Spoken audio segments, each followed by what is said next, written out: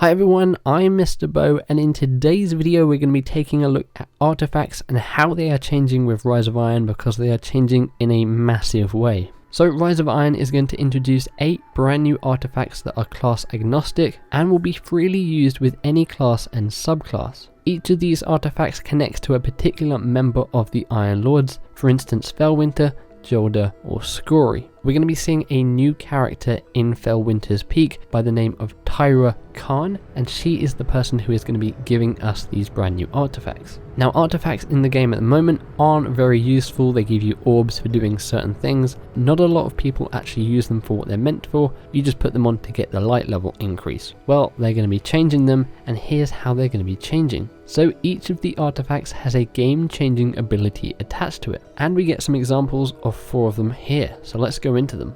Firstly, we have the Memory of Radghast. Described as the first among equals, Radghast the Titan was the King Arthur of the group, and strode into battle with a mighty sword in hand. His artifact adds a new ability for sword-heavy weapons, letting you reflect energy-based projectiles, including everything from an ogre's blast to a crucible opponent's rocket. We then have Memory of Perun. The field commander of the Iron Lords was a consummate strategist, and her situational awareness went beyond even fellow hunters. If you bear her artifact into battle, then the enemy guardians with full supers are highlighted yellow, and all enemies with low health are highlighted red for easy targeting. Sounds like that'll be very useful in Trials of Osiris. Next we have Memory of Jolder. A particularly close companion of Saladin, Jolder was a mighty Titan champion who ran bravely into battle without a thought for her own safety. Her artifact bears an ability that many players have longed for since the game's launch, the ability to completely eliminate sprint cooldown,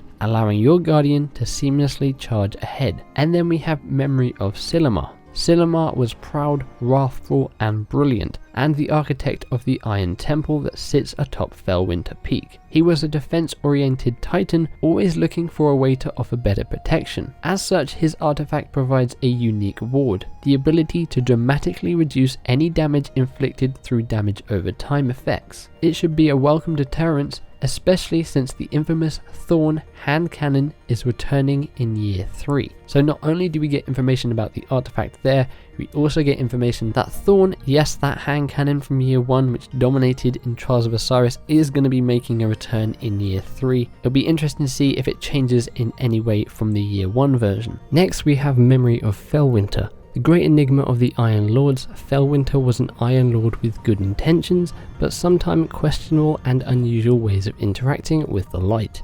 The Warlock discovered the mountaintop retreat that would become the Iron Lord's home. His artifact offers the most dramatic gameplay modifier: lose your super, but gain an extra grenade and melee charge, a boost to all your stats, and orbs recharge your grenade and melee abilities. Now, we don't know if this is going to be able to be stacked upon other things in the game. For instance, if you are playing a Sunsinger Warlock with the Claws of Ahamkara, does that mean you could get 3 melees and 3 grenades? We'll just have to wait and see.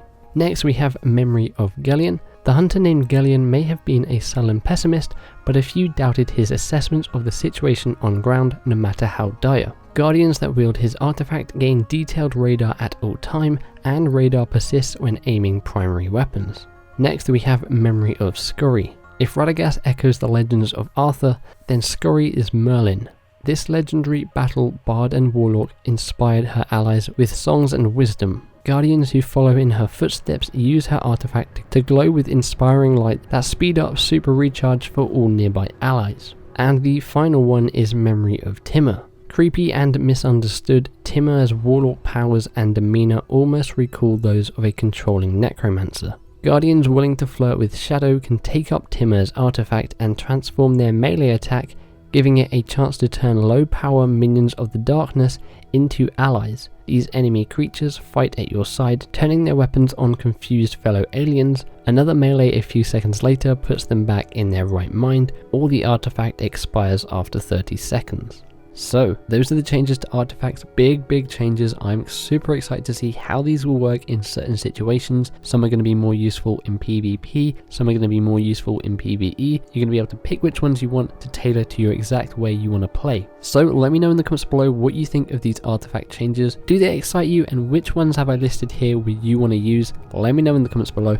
Hope you guys enjoyed this video. If you missed my previous video in which I went over the new light level which is now being confirmed, the name of the new raid when it's going to be launching, a look at the new armor set for the raid, as well as the return of SRL, you can click the image on screen or the link in the description. Feel free to give the like button a big old hug, subscribe for more Destiny content and coverage. Hope you guys have an awesome day, thanks for hanging out, and I'll catch you in the next one. Bye bye.